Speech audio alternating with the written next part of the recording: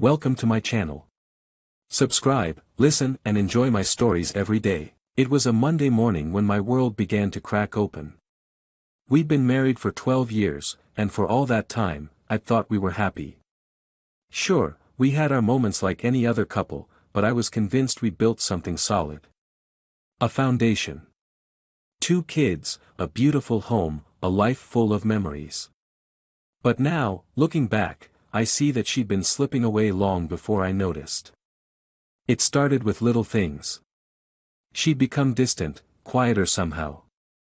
When we were together, it felt like her mind was somewhere else. She'd look at me as if I were a stranger, her once warm eyes now glazed over with indifference. I tried to brush it off, telling myself it was the stress from work, maybe just a phase. We all get bogged down now and then. But the changes kept coming, small enough to miss at first, until the signs began stacking up, demanding my attention. One night, I was working late on a project, trying to finish up some reports. She'd gone to bed early, or so I thought. As I walked down the hall, I caught a soft glow coming from her phone, left unattended on her side of the bed. It wasn't vibrating or making any sound, just lighting up with a message preview. Curiosity got the better of me, and I leaned closer. The message read, "Can't wait to see you again tomorrow." I froze. My mind raced with 100 explanations, but none of them made any sense. It would have been easy to dismiss it, to pretend I hadn't seen anything. But something inside me, a gut instinct I couldn't ignore, told me this was just the beginning. So I took her phone, my heart pounding, and started scrolling. It didn't take long to find everything. Message after message, all from him. I could practically feel the intimacy through the words they exchanged. The little pet names, the emojis, the late-night confessions. Each message was a dagger to my chest. I sat there in our bedroom, my world spinning. The weight of betrayal settled over me like a suffocating blanket. I wanted to scream, to shake her awake and demand an explanation. But I didn't. Instead, I placed the phone back where I found it and walked into the kitchen, staring at the darkened window above the sink, trying to steady myself.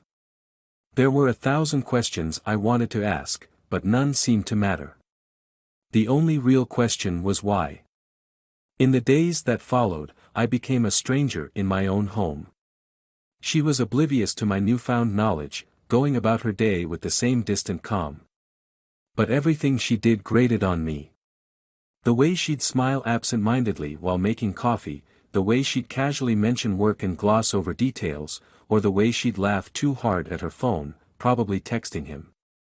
I wanted to rip the mask off her face, expose the truth she'd hidden so skillfully. But I waited. I watched her like a hawk, piecing together fragments of her double life.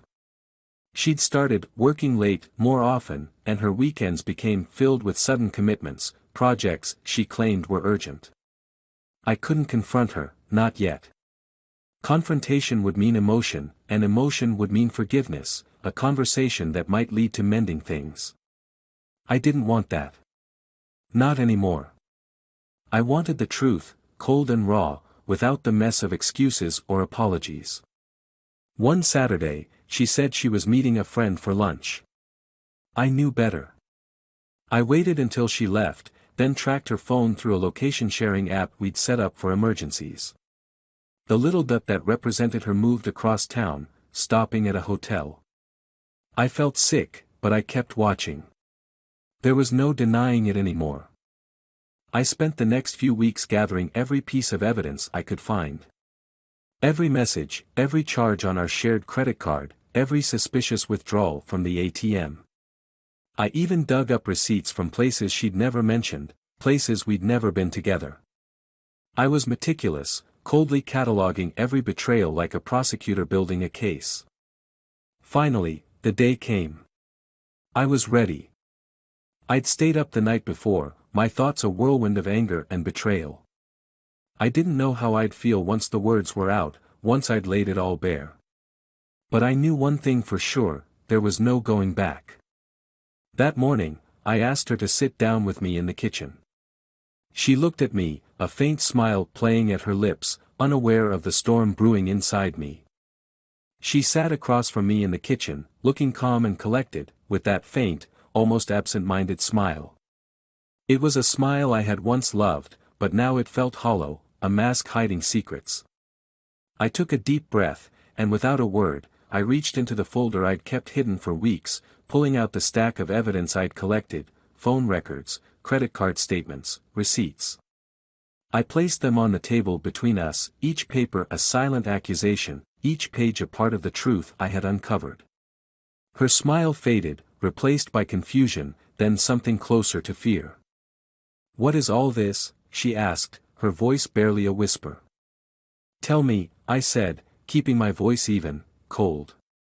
"Tell me who he is." For a moment, she just stared at the papers, her face pale. I watched her eyes move from one page to the next, trying to understand what lay in front of her, processing that her secrets were no longer safe. Her mouth opened, then closed, as though she was grasping for an excuse, a way to spin this into something innocent. But she must have known I wouldn't believe it. Finally, she looked up at me, and there was a sadness in her eyes that I hadn't seen before. It wasn't an apology or regret, it was something else, something unreadable. "I didn't want you to find out like this," she said, her voice small. "You didn't want me to find out at all," I replied, my anger simmering just beneath the surface. I had rehearsed this confrontation 100 times in my head, but now that we were here, every word felt inadequate, every accusation too weak. "How long?" I asked, keeping my voice steady. "A few months," she said, almost too quickly, as if she'd rehearsed the lie in her mind. I didn't buy it, and she knew it. Her eyes flickered downward, and for a moment, I thought she might actually tell me the truth. "A year," she finally admitted, almost in a whisper. "A year. 12 months. 52 weeks of deception." I clenched my fists, the weight of her betrayal crashing down on me all over again. A year of my life wasted on a woman who couldn't even respect me enough to tell me the truth. Why? It was the only question that mattered, the one I couldn't let go of. Why him? Why not just tell me if you were so unhappy? She looked away, her fingers tracing the edge of the table. "I don't know," she said, her voice barely audible. "It just happened. It just happened." The words left a bitter taste in my mouth. "You're saying you accidentally cheated on me for a year?" She flinched but didn't look up. "It wasn't like that. I was lonely. You were always so busy with work, with the kids. I needed someone to see me, to pay attention to me." I laughed bitterly. "You think I wasn't paying attention? I was working to support this family, to give you everything you ever wanted. And this is how you repay me?" Her silence was answer enough. She hadn't expected this. She hadn't thought through what would happen if I ever found out. In her mind, she could play this double life indefinitely, as if the lies would somehow never catch up to her. And maybe, in a twisted way, that was part of the thrill, the secrecy, the danger of it all. But now the game was over, and she had nowhere left to hide. "Do you love him?" The words tasted sour, but I needed to know. I had to understand the depth of her betrayal. She hesitated, biting her lip. I don't know," she said finally, and the admission hurt more than any of her lies. She couldn't even tell me no. Not to that. I leaned back in my chair, trying to keep my emotions in check. "So what now?" I asked, the question hanging heavily between us. "Do you want a divorce? Is that what this was all leading to?" She looked at me, and for a moment, there was a flicker of something in her eyes. Regret? Guilt? It was hard to tell. "No," she said quietly. "I don't want a divorce. I want us to work this out. I made a mistake, a horrible mistake. But I still love you, and I still want to be with you." I felt a surge of anger, of disbelief. "You want to work this out?" After everything you've done? Do you even understand what you're asking? She looked away, tears welling up in her eyes. I know I don't deserve forgiveness. I know that. But please, don't throw away everything we've built. Don't let one mistake ruin everything. One mistake? I echoed, laughing bitterly. This wasn't a mistake. A mistake is leaving your phone on silent, forgetting an anniversary. This was a choice. You chose to cheat on me, over and over again. You chose to lie, to betray me. She reached out, her hand trembling, but I pulled away. I couldn't bear the thought of her touching me, of her trying to comfort me when she was the cause of all this pain. You need to leave, I said, my voice cold and firm. Pack a bag and go stay with a friend. I need time to think. For a moment, she looked like she might argue, like she might try to convince me to let her stay. But then she saw the look in my eyes and nodded, resigned. She rose from her seat and went to our bedroom, moving like a ghost through the house, gathering her things. I sat at the kitchen table, watching the shadows stretch across the walls as the reality of it all sank in. When she finally came down the stairs, bag slung over her shoulder, she stopped in the doorway, her eyes filled with tears. Please, just know that I love you, she said, her voice breaking. I looked away, unable to bear the sight of her, the pain etched on her face. If you loved me, I said quietly, you wouldn't have done this. Without another word, she left, the door clicking shut behind her. And just like that, my life was shattered, broken into pieces that I wasn't sure could ever be put back together. After she left, the silence in the house felt oppressive, as if the walls themselves had absorbed the weight of her betrayal. I sat there in the dim kitchen, staring at the empty space where she'd just been, trying to process the reality of my new life. I'd asked her to leave, to give me space, but now that she was gone, all I could feel was the hollowness left in her wake. Days blurred together in a numb haze. I kept up appearances for the kids, going through our usual routines and acting like everything was fine. But they sensed something was wrong. They could feel the tension hanging over us, the unspoken fracture in our lives. Our daughter asked one night why Mom hadn't been home lately, and I told her that Mom was taking some time to herself, trying to keep my voice steady. I wanted to protect them from the truth, to shield them from the heartbreak that had taken root in our home. But behind the facade, my mind churned, replaying every moment I'd discovered, every lie she'd told. I found myself questioning everything. Had she ever loved me? Or was I just convenient, a safe bet, someone she could rely on while she played out her secret life on the side? One night, I couldn't take it anymore. I sat at my computer, scrolling through every email, every text message she'd ever sent me, looking for signs, for clues that might tell me when things had started to go wrong. I found myself trying to pinpoint the exact moment she stopped loving me, as if there might be some logic to it all, some explanation that could make sense of the madness. But there was nothing. Just a series of casual exchanges, memories that now felt tainted, hollow echoes of a past I couldn't trust. The anger came next. I tried to bury it, tried to stay calm, to focus on moving forward, but it was like a storm raging inside me, threatening to tear me apart. I'd given her everything, my trust, my loyalty, my love, and she had thrown it all away for a fling, a thrill. And for what? A year of sneaking around, of lies and secrecy, for a man who didn't care enough about her to be more than a hidden part of her life.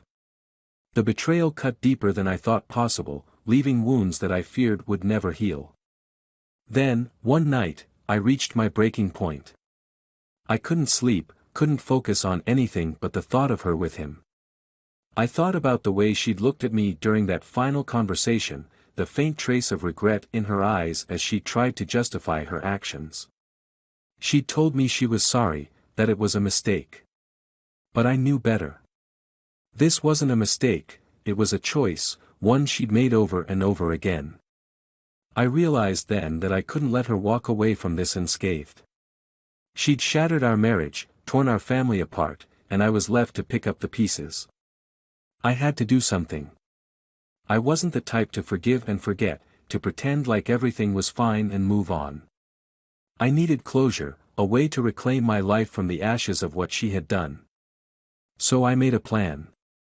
I knew where she'd been staying, at her sister's place across town. I still had access to her accounts, her email, and I used it to my advantage. I kept track of her movements, learning her routines, waiting for the right moment to make my move. It wasn't hard to find what I needed, she was careless, just as she'd been with me. One Friday evening, I decided it was time. I sent her a message, brief and to the point, * we need to talk. Meet me at the park at 7, * she replied almost immediately, asking if everything was okay, if I was ready to talk about us. The irony of her words wasn't lost on me. There was no us anymore, but she didn't seem to grasp that.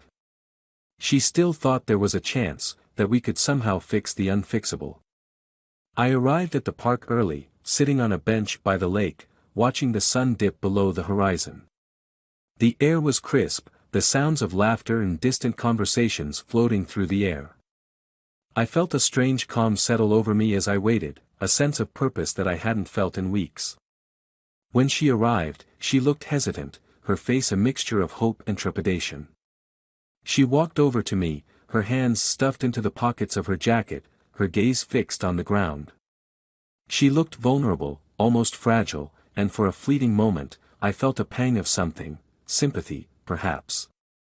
But I pushed it aside, reminding myself of the pain she'd caused, the lies she'd woven around me. "Thanks for meeting me," she said, her voice soft. "I wasn't sure if you'd ever want to talk again."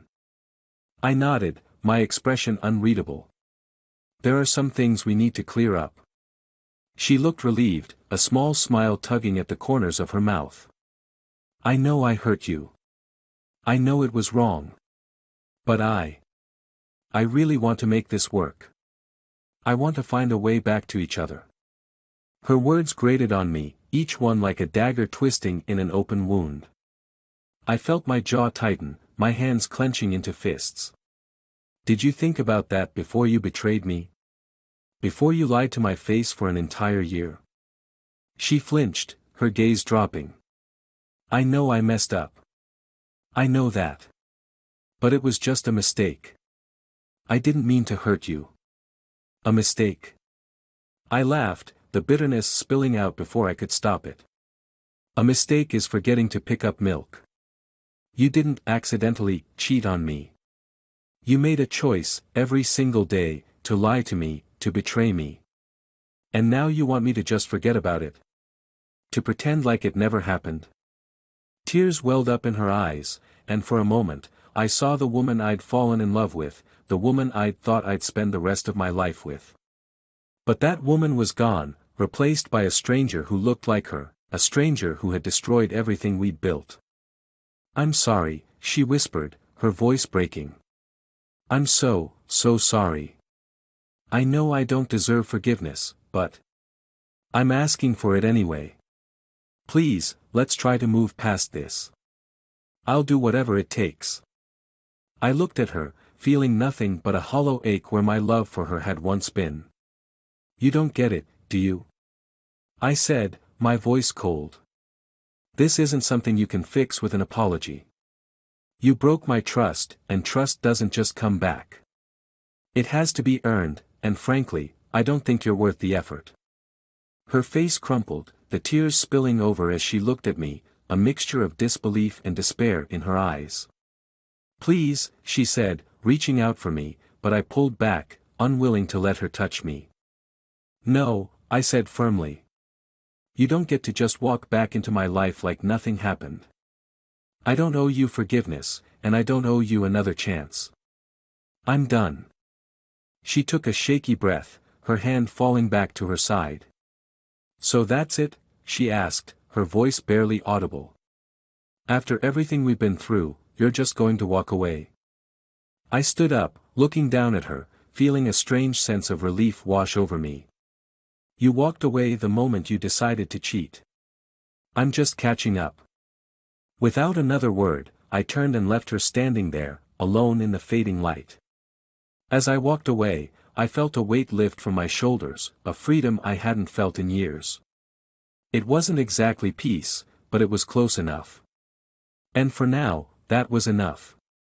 Weeks went by after that final confrontation, and life started to take on a new rhythm. It wasn't perfect, there were still nights where I'd lie awake, replaying our last conversation in my mind, wondering if I'd done the right thing. But there was also a clarity to my days, a new focus on rebuilding my life and being the best father I could be for the kids. They were my priority, and I channeled all my energy into them, making sure they felt secure and loved in a world that had suddenly become unstable. One morning, while I was getting the kids ready for school, a letter arrived in the mail. It was from a law firm. My first thought was that it was from her, some last-ditch attempt to contest the divorce or claim more than she deserved. I was tempted to throw it away unopened. But curiosity got the better of me, and I tore the envelope open. Inside was a single piece of paper. It wasn't from her, after all. It was from the lawyer of someone named Benjamin Cole. The name meant nothing to me, but the letter was clear. Benjamin was the man my wife had been seeing. The letter informed me that Benjamin had recently passed away in an accident and that, among his effects, a letter had been found addressed to me. Enclosed was a request to visit the lawyer's office at my earliest convenience. I sat there, staring at the letter in my hand, a mix of emotions churning inside me. Curiosity, anger, even a strange sense of pity for a man I'd never met. I had no reason to go, really. The past was behind me, and I had no interest in reopening wounds that were just beginning to heal. But I couldn't shake the feeling that I needed to see whatever it was he'd left behind. The following day, I found myself sitting in the lawyer's office, waiting for answers I wasn't sure I wanted. A secretary led me to a quiet room lined with bookshelves, and soon after, a gray-haired man in a suit entered, carrying a thick manila folder. "Thank you for coming, Mr. Lewis," he said, taking a seat across from me. "Mr. Cole left specific instructions that, in the event of his death, this letter should be delivered to you." He handed me the envelope, and I stared at it, feeling the weight of it in my hands. I took a deep breath and opened it, unfolding a single sheet of paper covered in tight, scrawled handwriting. "Dear James," it began. I read on, my pulse quickening as I took in his words. "Asterisk, I don't know if you'll ever read this, but if you are, I imagine you hate me. I can't say I blame you. I would feel the same if I were in your shoes. But there are things you need to know, things that might help you understand what really happened, asterisk. Asterisk, your wife and I. We were wrong. I know that. But what she may not have told you is that it didn't start the way you probably imagine. She didn't come looking for me. In fact, she was only ever here in my life because I reached out to her. And I did it for a reason, asterisk." I clenched the paper tighter, forcing myself to keep reading. "Asterisk, you don't know me, James, but I knew you, once. 20 years ago, in fact, at a summer camp. You wouldn't remember me, but I remember you well. We were both 16, and there was an incident, a fight. You and I had both liked the same girl. It was harmless enough, but you got the girl, and well, I didn't, asterisk. Asterisk, it sounds absurd now, doesn't it? Holding on to something so trivial for so long. But for some reason, I did. It was a wound that never quite healed, a wound that left a bitterness in me that I let fester. I don't expect you to understand, but I had a score to settle. I don't know why I picked now to do it, maybe it was my own misery, or my own marriage falling apart, asterisk. Asterisk, I saw your wife's profile one day, purely by chance. I saw her, and then I saw you in her photos. It felt like fate. She was beautiful, and I knew it would be easy to befriend her, to become the friend she needed. The rest, as they say, is history, asterisk. I swallowed hard, a sick feeling spreading through me as I read the last lines. Asterisk, I never loved her, James. I don't even think she loved me. We were both lost, broken in different ways, and we found something to fill the emptiness. But it was a lie, a cruel joke that I played on her, on you, and on myself. I have no excuse, only this one request: don't hate her for this. I used her as much as I hurt you. She was collateral damage, and she doesn't deserve to be punished for my sins, asterisk. Asterisk. I'm sorry, James. I know it means nothing now, but I hope you can forgive her. And maybe, someday, you'll find it in you to forgive me too, asterisk. The letter ended there. I stared at it, my mind spinning, trying to reconcile the words with the reality of the past year. My heart ached, not just for the betrayal, but for the twisted web of lies and bitterness that had poisoned my marriage. The lawyer sat quietly, waiting. I folded the letter, slipping it back into the envelope, trying to steady my breathing. What do I do with this? I asked, my voice barely a whisper. He gave me a sympathetic look. That's up to you, Mr. Lewis. Benjamin wanted you to know the truth, and now that you do, it's yours to carry, or let go of, as you see fit. I nodded, numb. I walked out of the office, the letter in my hand, my mind filled with questions. Benjamin was dead, but the scars he'd left were very much alive. I thought about my wife, the way she had looked at me in those final moments, the way she had begged for forgiveness. For the first time, I wondered if she truly had loved me all along, if she had been just as much a victim of his game as I was. That night, I sat in the quiet of my empty living room, the letter in my hand. I didn't call her, didn't ask her to explain. There were no explanations that could undo the damage, no words that could erase the past. But as I sat there, the anger in my heart softened, replaced by a strange sense of pity for the woman I had once loved, for the woman who had been swept up in a storm neither of us had seen coming. In the weeks that followed, I let go of the bitterness, the need for revenge. I signed the divorce papers, but when she asked to meet to talk one last time, I agreed. We sat across from each other in a quiet cafe, and for the first time, I saw her as a person again, not as the villain in my story, but as someone who had made mistakes, who had been hurt and broken in ways I couldn't fully understand. As we parted ways, I felt a strange sense of peace. The past was behind us, a tangled mess of mistakes and pain, but it was no longer mine to carry. I'd learned to forgive, not for her, or even for Benjamin, but for myself. And maybe, just maybe, that was enough.